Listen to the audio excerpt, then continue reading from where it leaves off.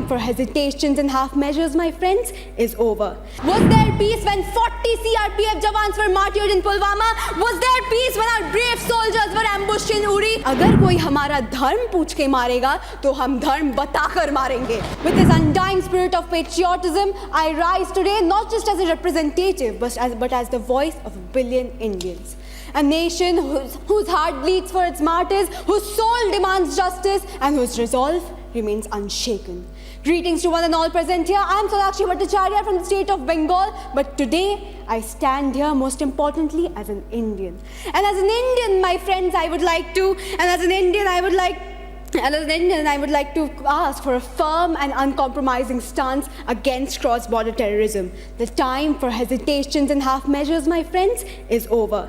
Now, some in the opposition may argue that such a move may destabilize peace. But to them, I would like to ask, was there peace when 40 CRPF jawans were martyred in Pulwama? Was there peace when our brave soldiers were ambushed in Uri? Was there peace when our air base was attacked in Pathankot? Silence, my friends, is not diplomacy, and appeasement is not strategy.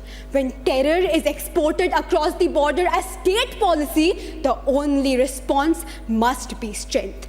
Under this very government, our border security forces are stronger, sharper, and more technologically equipped than ever before. Today, drone surveillance, AI-backed fencing, night vision monitoring, and satellite tracking have significantly reduced infiltration.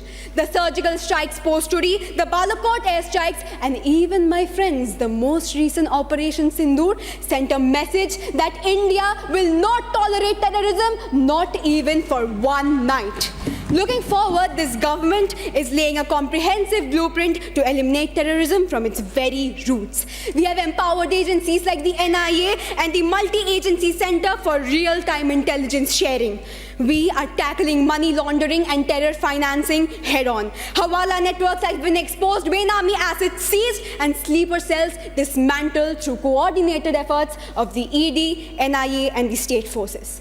Now, my friends, let us not forget that every single government of India has been facing the dark shadow of terrorism since independence. But the difference today lies in the clarity of intent to move from response to retaliation, from defense to deterrence. But again, I must remind you that this fight isn't just the government's. It is of India's. We need internal unity, we need collective political will, and we need to rise above the partition lines and stand with our armed forces and institutions without ambiguity as one nation. So I ask this House, will we let the pain of our martyrs go in vain? Will we keep waiting for another attack to wake up? Or will we act now boldly and decisively as one nation? India, my friends, has wept enough.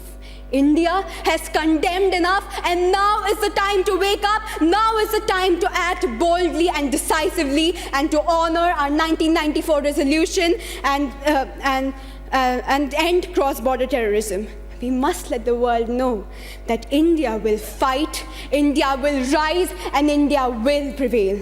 Because at the end of the day, my friends, Bharat सिर्फ एक भूमि का टुकड़ा नहीं, एक जीती जागती राष्ट्र की आत्मा है. और अगर कोई हमारा धर्म पूछ के मारेगा तो हम धर्म बताकर मारेंगे. Thank you so much. जय हिंद, जय भारत.